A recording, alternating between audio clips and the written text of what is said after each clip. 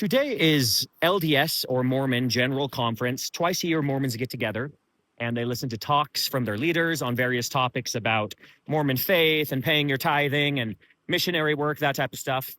I always fell asleep during it. I found it very boring, repetitive, and not insightful. And one of my times out of the church is I realized I could get a lot more value by just reading a book from pretty much any type of self-help book. I would find more value than sitting through conference for 10 hours. Now, today we're going to talk about faith and the good type of faith and the culty type of faith. So a good type of faith, look, reality is extremely complex and the future is unknown, and it's generally a good thing. It will lead to better results when we don't overwhelm ourselves with all the things we can't control. And that's a type of faith. You just trust, look, I can't control everything, but I'm just going to look into this void of the future with optimism. Now, that can be problematic when that faith leads you to avoid taking actions today. So a kind of blind, irrational faith is just believing that it's going to work out, that God has it all in his hands, and that can be an avoidance mechanism. People will use that to escape their responsibility to make a difference in the world. That is a bad type of faith. Don't do that. Another good type of faith is just having the trust that if you focus on your abilities, if you do your best, life is going to work out better than not. And it's actually very rational. We just look at the lives of humans and look, if you're on a path of growth, if you're trying to be a good citizen, you're developing your skills and your talents, you will be in a better place than had you not. That is, in a way, a type of faith, because even though we can look to other people's examples, your specific life is unique and it hasn't played out. So just having a general faith in this long arc of life, do good for yourself, do good for other people, things will work out better. So the bad type of faith, the culty type of faith, is the belief that it's really important for you to believe things on bad evidence. What do I mean by this? Well, in Mormonism, the most important thing is that you believe and listen and obey the Mormon leaders until the end of your life. That's pretty much most of what conference is about. It's different ways of telling you to believe, don't leave, stay here. Your life will be better if you be Mormon and you do this to the end. Now, this is irrational because the leaders are claiming to be prophets of God, that they have some direct source of inspiration that's better than other men because they have a special calling. But if you just examine the evidence, there's just no reason to believe that. The leaders dragged their feet on civil rights, promoted racist doctrines in the name of God.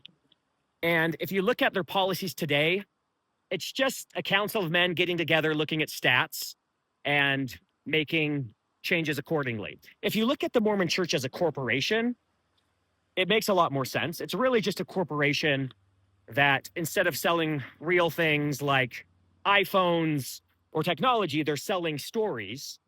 And the engine of this church is child indoctrination, mostly passing it on from parent to child. Mormonism also thrives in ignorant places, meaning not like being condescending, but places that are superstitious.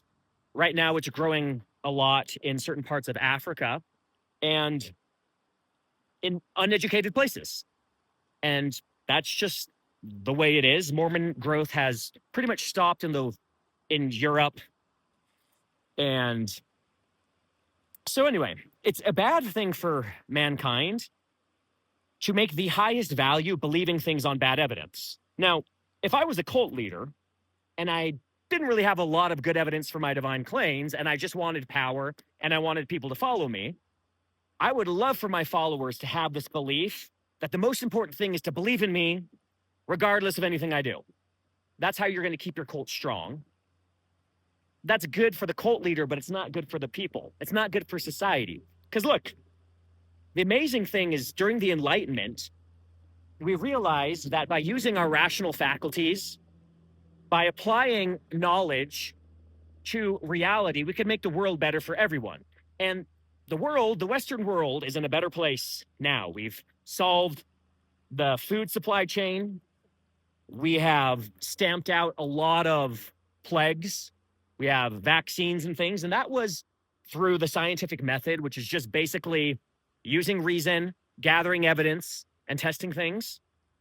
And so it would be strange that if the very thing that has made the world a better place is the very thing that God doesn't want.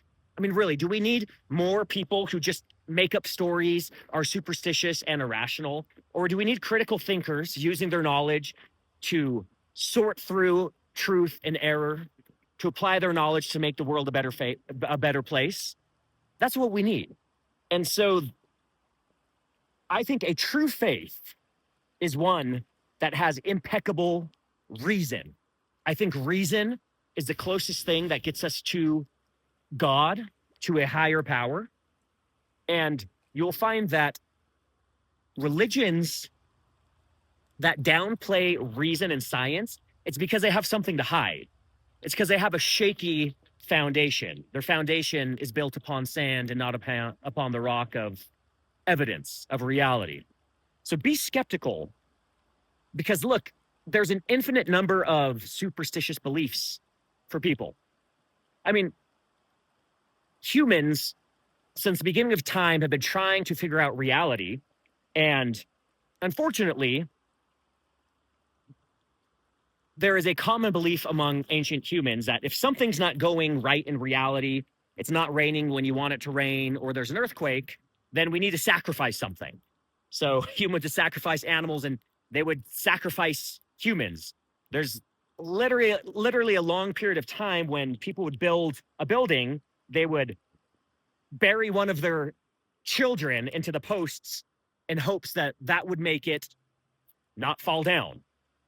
We've come a long way from being ignorant, superstitious apes, and we need to develop a truer faith, one that's not about being conned and fooled, one that's based on the trust in our ability to use our God-given reason to understand this world, and to refute this idea that the most important thing is just believing things on bad evidence.